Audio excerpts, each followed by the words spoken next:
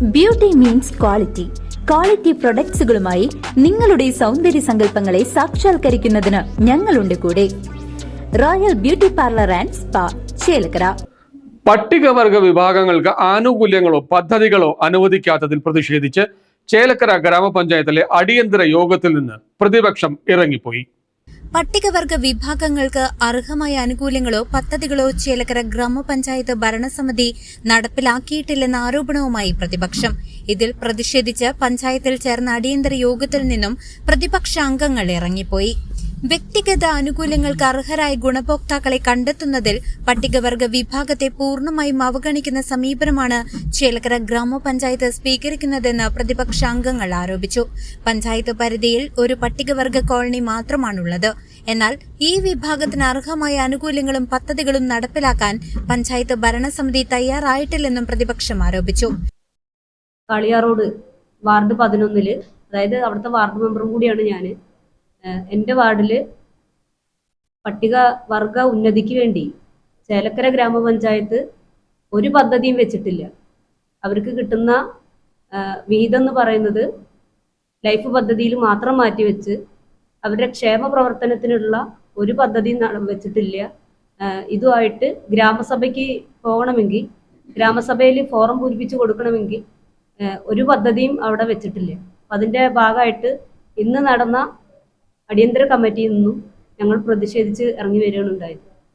അതുപോലെ തന്നെ കഴിഞ്ഞ കാലങ്ങളെ അപേക്ഷിച്ച് കഴിഞ്ഞ കാലങ്ങളിൽ പട്ടികവർഗ വിദ്യാർത്ഥികൾക്ക് പഠന സഹായം കൊടുത്തിരുന്നു. പലതവണ ഞാൻ ആവശ്യപ്പെട്ടെങ്കിലും ലെറ്റർ പാഡിൽ കത്ത് വരെ എഴുതി കൊടുത്തെങ്കിലും ഈ പദ്ധതി നടപ്പിലാക്കാൻ കഴിഞ്ഞില്ല. അപ്പോൾ ഓരോ സ്കൂൾ തുറക്കുന്നതിൻ്റെ മുന്നോടിയായിട്ട് 16 കുട്ടികളാണ് അവിടെ ആകുള്ളൂ. ഇത്ര കുട്ടികൾക്ക് ബാഗും കൊടയും മറ്റ് പഠന സഹായം വിതരണം ചെയ്യാറുണ്ട്. അത് നമ്മുടെ കളപ്പാറയിൽ കൊടുക്കാൻ കഴിഞ്ഞില്ല. ഇതിനൊന്നും ഫണ്ട് വെക്കാത്തതുകൊണ്ടാണ് ഇത് നടത്താൻ കഴിയാതിരുന്നത്. അതുപോലെ തന്നെ ഇപ്പോൾ നമ്മുടെ ഈ ഫോറം എടുത്തു നോക്കിയാൽ കാണും, ജനറൽ വിഭാഗത്തിനും SC വിഭാഗത്തിനും ഫണ്ട് വെച്ചതായിട്ട് കാണുന്നുണ്ട്. പട്ടികവർഗ വിഭാഗത്തിന്, പട്ടികവർഗ ഉന്നതിയിലേക്ക് ഒരു ഫണ്ടും വെച്ചിട്ടില്ല. അപ്പം അതിൻ്റെ പ്രതിഷേധം ശക്തമായി ഞങ്ങൾ പഞ്ചായത്ത് കമ്മിറ്റിയിൽ ഉയർത്തിക്കൊണ്ടാണ് ഇറങ്ങി വന്നത്. മാത്രമല്ല, വഴിവിളക്ക് നമുക്കറിയാം. കാളിയാറോഡ് നേർച്ചയുടെ പ്രശസ്തി എന്താണെന്നുള്ളത് നമുക്ക് എല്ലാവർക്കും അറിയാവുന്ന കാര്യമാണ്. കാളിയാറോഡ് നേർച്ചയ്ക്ക് ലൈറ്റ് നമ്മുടെ വാർഡിലൊന്നും ഇട്ടില്ല. ഇപ്പം ജയിച്ച് 7-8 മാസമായിട്ടും ഒരു ലൈറ്റ് പോലും, ഒരു തവണ പോലും വാർഡിൻ്റെ മുഴുവൻ പ്രദേശത്തും എത്താൻ കഴിയാത്തൊരു സാഹചര്യം ഉണ്ട്. അപ്പോൾ വഴിവിളക്കിൻ്റെ ഒരു വിഷയം കൂടി അവിടെ ഉണ്ട്. അതും പരിഹരിക്കാൻ ശ്രമിക്കുന്നില്ല എന്നുള്ളതാണ് അതിൻ്റെ യാഥാർത്ഥ്യം. ഈ വ്യക്തിഗത ആനുകൂല്യങ്ങൾ കൊടുത്തുകൊണ്ടിരിക്കുന്ന സമയത്ത് ആ ഉന്നതിയിലേക്ക് വേണ്ടി ഒറ്റ പൈസ പോലും പഞ്ചായത്ത് വകവെച്ചിട്ടില്ല. അതിൽ ഞങ്ങൾക്ക് ശക്തമായ പ്രതിഷേധം ഞങ്ങളവിടെ രേഖപ്പെടുത്തിയിട്ടാണ് ഞങ്ങൾ പോകുന്നത്. ലൈഫ് ഭവന പദ്ധതി ഒഴികെ പട്ടികവർഗ വിഭാഗത്തിന്റെ ക്ഷേമത്തിനായി മറ്റ് പദ്ധതികളൊന്നും പഞ്ചായത്ത് ആവിഷ്കരിച്ചിട്ടില്ലെന്നും പ്രതിപക്ഷ അംഗങ്ങൾ കുറ്റപ്പെടുത്തി. അതേസമയം പഞ്ചായത്ത് പരിധിയിലെ വിവിധ പ്രദേശങ്ങളിൽ തെരുവ് വിളക്കുകൾ സ്ഥാപിക്കുന്നതിലും വലിയ വീഴ്ച സംഭവിച്ചിട്ടുണ്ടെന്നും പ്രതിപക്ഷം ആരോപിച്ചു.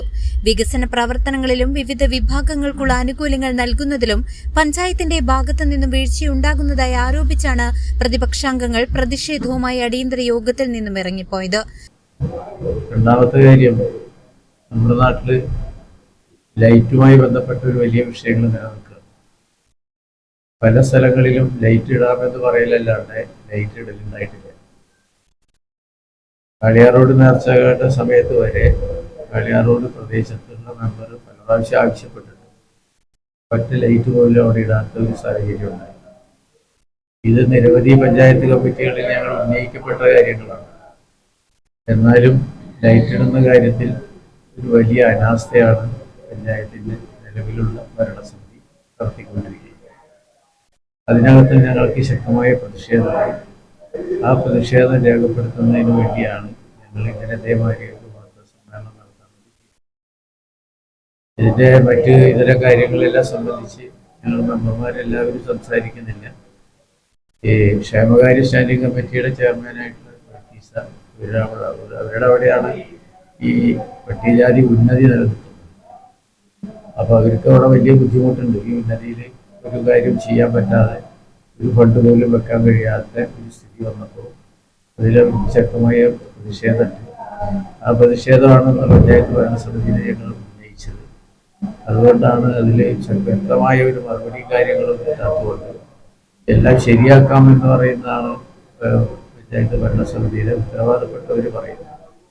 ഇവിടെ ശരിയാക്കില്ലെന്ന് പറയുന്നത് എപ്പോഴാണ് നടക്കുക എന്നുള്ളത് പറയാൻ വേണ്ടി കഴിയില്ല. എന്നാൽ ഇത് ചെയ്യാൻ പറ്റാവുന്ന കാര്യമായിരുന്നു.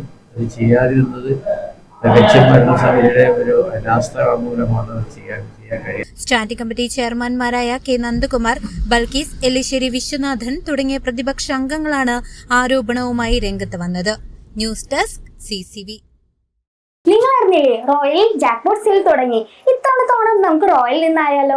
Tata Tiago car, electric scooter, double door fridge, automatic washing machine തീർന്നിട്ടില്ല, ഒരു മലേഷ്യൻ ട്രിപ്പും കൂടി ഉണ്ട്. അപ്പൊ സമയം കളയേണ്ട, ഈ ഓഫർ ആരംഭിക്കുന്നത് ഓഗസ്റ്റ് 1 മുതൽ. ഈ ഓണത്തിന് സമ്മാനങ്ങൾ സ്വന്തമാക്കൂ റോയലിനൊപ്പം.